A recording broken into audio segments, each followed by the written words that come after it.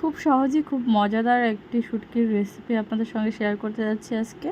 আসসালামু আলাইকুম এভরিওয়ান, সবাই কেমন আছেন? নতুন আরও একটি ব্লগে আপনাদের সবাইকে জানাচ্ছি স্বাগতম। আজকের রেসিপিতে থাকছে কচুর লতি দিয়ে শুটকির রান্না।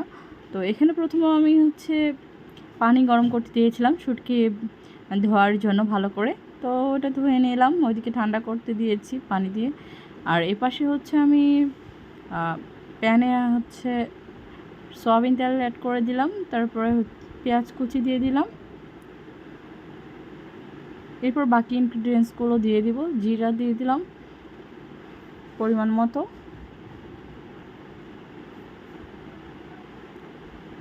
এরপর এখানে সাদা এলাচ কালো এলাচ অ্যাড করে দিলাম। তারপরে এখানে রসুনের গুঁড়ো দিলাম আর আদার গুঁড়ো দিব একটু পরে। এই যে আদার গুঁড়ো দিয়ে দিলাম। তো এগুলো আমরা গুঁড়ো করে রেখেছি, এগুলো আমার অনলাইন পেজে পাওয়া যাবে। আপনাদের কারো লাগলে আপনারা ইনবক্স করতে পারেন আদা গুঁড়ো এবং রসুন গুঁড়ো। তো এখানে আমি সবগুলো ভেজে নিচ্ছি। এখানে তেজপাতা অ্যাড করলাম, তারপর এখানে হলুদের গুঁড়ো অ্যাড করলাম পরিমাণ মতো, শুকনো মরিচের গুঁড়ো পরিমাণ মতো, এরপর লবণ পরিমাণ মতো। এখানে সুন্দর করে এইটা মশলাটা কষিয়ে নিতে হবে, তাহলে এই ফ্লেভারটা সুন্দর আসবে এবং রান্নাটা অনেক সুস্বাদু হবে। তো আমি ভালো করে কষিয়ে নিচ্ছিলাম, কিছুক্ষণের জন্য রেখে দিয়েছি সিদ্ধ করার জন্য। এরপরে কিছুক্ষণ পর সিদ্ধ হওয়ার পরে চলে এলাম আবারও। এখন শুটকি মাছ যেটা ধুয়ে রেখেছিলাম ওইটা অ্যাড করে দিলাম।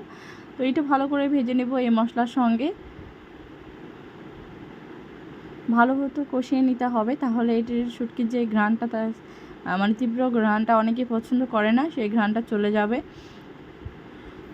যত কষাবেন ততই আরও ঘ্রাণটা ভালো মতো অন্যরকম যে একটা তীব্র গন্ধ আছে সেটা থাকবে না, এই মিডিয়াম একটা নর্মাল মাছের মতো ঘ্রাণ আসবে।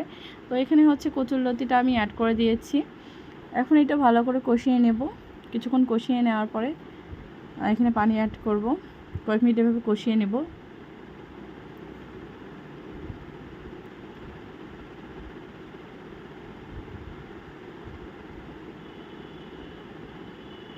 এ পর্যায়ে পরিমাণ মতো আমি পানি অ্যাড করে দিলাম, যেটুকু সিদ্ধ হতে লাগে। এরপর ঢাকনা দিয়ে ঢেকে দেব কয়েক মিনিটের জন্য। এই যে ফাইনাল লুক, এখানে কয়েক মিনিট পরে আবারও ফিরে এসেছি। আর দেখুন, আর এই রান্নাটা কত মজাদার লাগছে দেখতেই, আর খেতে তো আরও ভীষণ মজাদার হবেই। তো এই রেসিপিটা আপনারাও ট্রাই করতে পারেন আপনাদের বাসায়, আপনাদের পুরো ফ্যামিলিকে অবাক করে দিতে পারেন যে শুটকির এত সুন্দর একটা রেসিপি। এটা খেলে আপনাদের পরিবারের সকলেই অনেক পছন্দ করবে এবং আপনার অনেক সুনাম করবে। তো আমার রেসিপিটা আপনারাও ট্রাই করতে পারেন।